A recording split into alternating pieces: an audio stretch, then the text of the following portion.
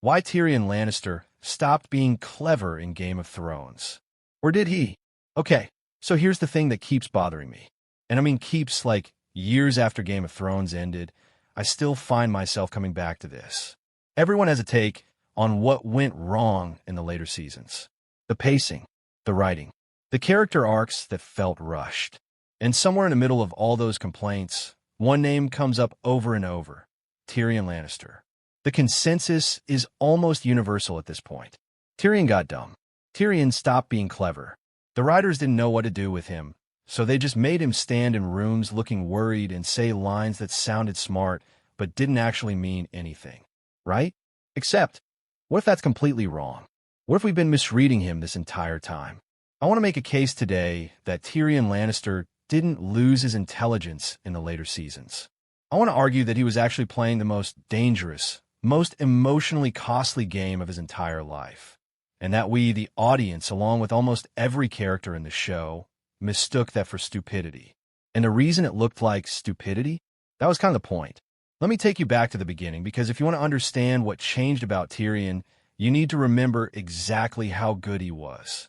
In the early seasons, Tyrion Lannister is operating on a level that almost no one else in Westeros can match.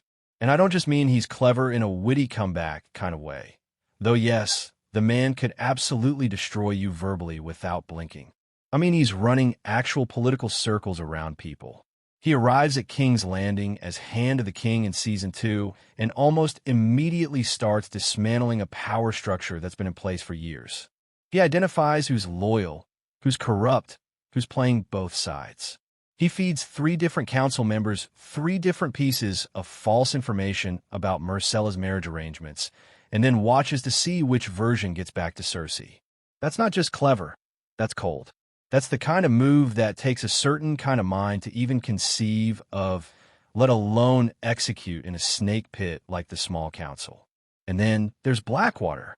I cannot overstate how much Blackwater matters to understanding Tyrion. He is outnumbered. He is undersupported.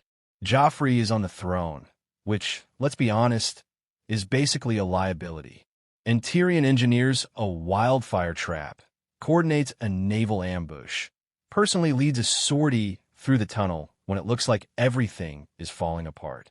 He's doing all of this while knowing full well that Cersei hates him, that Joffrey will never give him credit, that most of the city despises him. He does it anyway, not out of loyalty to the crown. He barely believes in the crown. He does it because he understands consequence. He understands that if Stannis takes King's Landing, the calculus changes in ways that are bad for everyone, including himself. That's the version of Tyrion we fell in love with. The man who could read a room, read a person, read a situation, and then bend it subtly in the direction he needed it to go. So what happened? Let's actually walk through the later seasons, because the decline is real on the surface level. In Season 7, Tyrion advises Daenerys to hold back from attacking King's Landing directly, and it costs her. The Unsullied get trapped at Casterly Rock. The Greyjoy fleet gets destroyed. The Lannister gold makes it safely to King's Landing. Every single strategic suggestion Tyrion makes seems to backfire. And in Season 8, it somehow gets worse. He believes Cersei when she pledges her armies to the fight against the dead. He comes up with a plan to send Jon Snow and a small team north of the Wall to capture a White, which, when you think about it for more than 30 seconds, is an absolutely insane idea. He's the one who suggests the Dragon Pit meeting with Cersei. And then he has that private conversation with Cersei alone, which we never fully see. And afterward, Cersei agrees to send her armies north. Except, of course, she doesn't. She was lying. And Tyrion, apparently, didn't see it coming. Or did he? Here's where I want to slow down, because this is the part that I think gets glossed over. Let's start with the White mission, because that plan, capturing a dead thing and dragging it down to King's Landing to show it to Cersei, is universally mocked as Tyrion's stupidest idea. And on its face, yeah, it is objectively a terrible military strategy. You're risking your most charismatic military leader, multiple key allies, and one of your 3 dragons on a mission that accomplishes almost nothing, right? But here's the thing. What was the actual problem Tyrion was trying to solve? It wasn't Cersei. He knows Cersei. He grew up with Cersei. He doesn't actually believe she's going to suddenly care about the living versus the dead, or if she does, that it would override her desire to eliminate Daenerys. The problem Tyrion was trying to solve was Daenerys. Think about where Daenerys is emotionally and strategically at the start of Season 7. She has 3 dragons. She has the Unsullied and the Dothraki. She wants to sail for King's Landing and burn it to the ground, and everyone around her, except Tyrion, is telling her that's a good idea. Tyrion is the only voice urging restraint, and she's increasingly not listening to him. She goes and torches the Lannister supply train with Drogon anyway, which, tactically, okay, fine, that works, but Tyrion watches that scene with this look on his face that isn't pride or relief. It's something closer to dread, because Tyrion has figured something out that the show is trying to tell us, but doing so very quietly. Daenerys is moving toward becoming exactly what she's trying to overthrow, and Tyrion can see it. He can see the pattern. He has spent his entire life watching powerful people get high on their own power and make catastrophic decisions, and he is watching it happen again in real time with the woman he has pledged himself to. So, what does a man like Tyrion do when he can't persuade someone directly? He engineers a situation that forces the issue. The White Mission isn't stupid if you look at it from this angle. The White Mission is Tyrion creating a shared crisis, a moment that requires Daenerys and Cersei to exist in the same space, that forces everyone to confront the actual stakes, and most importantly, that delays Daenerys from making a decision that he genuinely believes will destroy her and possibly all of Westeros. Yes, it costs a dragon. Yes, that's catastrophic. But I think Tyrion, on some level, calculated that the alternative, Daenerys burning King's Landing in Season 7, would have been worse. He wasn't optimizing for the battle. He was optimizing for time. And then there's the private meeting with Cersei. This is the scene we never fully see, and I think that's deliberate. We see Tyrion walk into the room. We see him look at Cersei's belly. He notices she's pregnant before she says a word. And then we cut away, and the next time we see Cersei, she's agreeing to march north. Now, every character in the show takes that at face value, or nearly so. Jon believes it. Daenerys is cautiously hopeful. Yura accepts it. Even Sansa, who is deeply suspicious, seems to let it go once the decision is made. But Tyrion? Tyrion grew up with Cersei. He knows her better than anyone alive. Do we really think he walked out of that room believing she was going to send her armies north? Because I don't.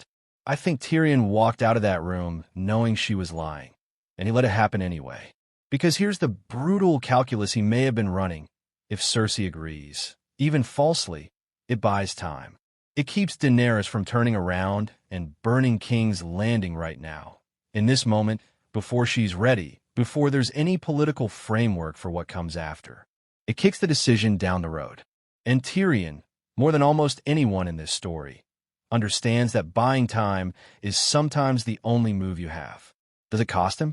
Enormously. Because when Cersei's betrayal is revealed, when her armies don't march north and the deception is laid bare, who gets the blame? Tyrion. He's the one who spoke with her privately. He's the one who vouched implicitly for the deal. And Daenerys' trust in him, which was already fragile, begins to crack in ways that will never fully heal. Let's talk about that trust, because it's the real through line of Tyrion's arc in the later seasons. From the moment he joins Daenerys' cause, there's a fundamental tension between them that the show never quite resolves. Daenerys wants a weapon, someone who can help her take what she believes is hers. Tyrion wants a ruler, someone who can be the kind of leader Westeros has never had. These are not the same thing. And Tyrion knows they're not the same thing. He knows it from the beginning. Every mistake Tyrion makes in the later seasons can be read as a symptom of this tension. When he counsels caution, it's because he's trying to preserve the image of Daenerys as a liberator rather than a conqueror. When he fails to anticipate Cersei's moves, it's partly because his attention isn't entirely on winning the war. It's on managing the person fighting it. He's not just advising a queen. He's trying to save her from herself. And that is an impossibly divided focus. There's also an emotional dimension here that I think is under-discussed. Tyrion has, for the first time in his life, a cause he actually believes in. He didn't believe in the Lannisters. He never did.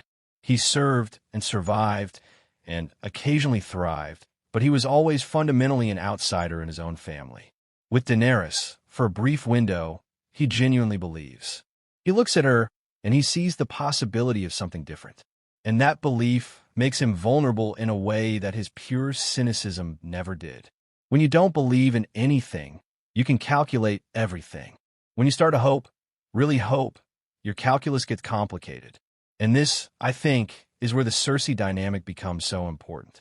Because Cersei is doing something very specific in her interactions with Tyrion in the later seasons. She's not just outmaneuvering him militarily. She's exploiting his belief. She knows Tyrion well enough to know that he wants to find a way for things to work out. She knows he will look for the version of events where she's telling the truth.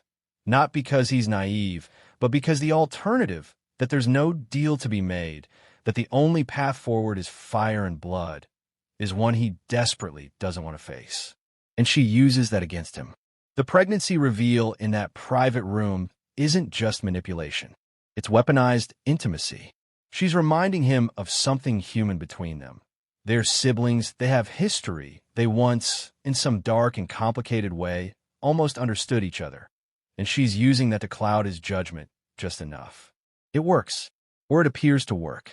But I keep coming back to the question of whether Tyrion really fell for it, or whether he simply chose, in that moment, to let himself be played, because being played in that instance brought the outcome he needed. By the time we reach Season 8, Tyrion is operating in impossible conditions. Daenerys is moving faster toward the thing he feared. Jon's secret identity is threatening to upend the political order in ways that Tyrion cannot control. And the trust between Tyrion and Daenerys is so degraded that she is genuinely starting to see him as an obstacle. His imprisonment after the bells, after she destroys King's Landing and he has freed Jaime, is almost a relief compared to the alternative. Because the alternative was watching it happen and being powerless to stop it. His choice to free Jaime is interesting, by the way. It gets framed as a betrayal, and it is technically. But look at what Tyrion is actually doing. He is choosing his brother over his queen, yes, but he's also, in a way, making a final bet. He's betting that Jaime can reach Cersei, that Cersei might escape, that maybe, somehow, the city doesn't have to burn. It's a long shot. It's probably a stupid bet by conventional strategic analysis. But it's also the bet of a man who has run out of clever options and is now operating purely on the hope that one human connection, Jaime's love for Cersei, Cersei's love for Jaime, might accomplish what armies and dragons could not. It doesn't work. The city burns. Jaime and Cersei die in the rubble. And Tyrion, in his cell, has to carry the knowledge that he tried everything he could think of and it wasn't enough. And then comes the council scene. The very end. Tyrion in chains, proposing that the lords and ladies of Westeros choose a king, Bran Stark, through a system that is essentially the beginning of some kind of electoral monarchy. And people laugh at this scene. People cringe at it. Bran? Really, Tyrion? That's your big idea? But consider what Tyrion is actually proposing. He's proposing a system where power is not inherited, not taken by force, not given by birth, but chosen. He's proposing, in the rubble of a world that has been destroyed by the logic of blood and fire and dynastic succession, something fundamentally different. Is it perfect? No. Is Bran the ideal choice? Arguable. But the principle Tyrion is articulating in that moment is arguably the most intelligent thing he says in the entire series. He's not solving the immediate problem. He's trying to address the structural problem, the thing that made King's Landing burn in the first place. Nobody gives him credit for this, of course. Sansa still doesn't trust him. The lords treat his suggestion with skepticism before eventually going along with it. He gets named hand of the king again, which is either a reward or a punishment, depending on how you look at it. And he accepts. He sits in that chair. He moves the chair. He keeps going. So here's where I land on all of this. I don't think the writers made Tyrion stupid. I think they made him tragic. And I think we misread tragedy as incompetence because we were conditioned by the early seasons, by his early victories, to expect him to win, to outmaneuver everyone, to have the clever answer that resolves the situation. And in the later seasons, he doesn't. He fails repeatedly and visibly. His plans don't work. His counsel is ignored or backfires.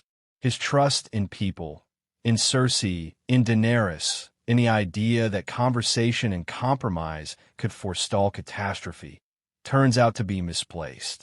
But that's not stupidity. That's a man who genuinely believed in something and paid the price for it. That's a man who was trying to do the impossible. Change the course of a person like Daenerys Targaryen through persuasion and patience and carefully engineered situations, and found out that some people cannot be changed, that some forces are too large to redirect. The real tragedy of Tyrion Lannister isn't that he got dumb. It's that he got human. He started to care too much, believe too much, risk too much on the hope that the people around him were capable of being better. He sacrificed his reputation, his credibility, and ultimately his relationship with the most powerful person in the world. Not because he stopped thinking clearly, but because he was thinking about things that the people around him couldn't see yet. He was playing a longer game. And a longer game, in Game of Thrones, almost never works out. What Tyrion lost in the later seasons wasn't his intelligence. It was something far more painful and far more interesting and far more true to who he actually was as a character. He lost the luxury of cynicism. He started to care. And in a world built on betrayal and fire and the ruthless logic of power, caring, really caring, is the most dangerous thing you can do. Maybe that's the point. Maybe that was always going to be the point.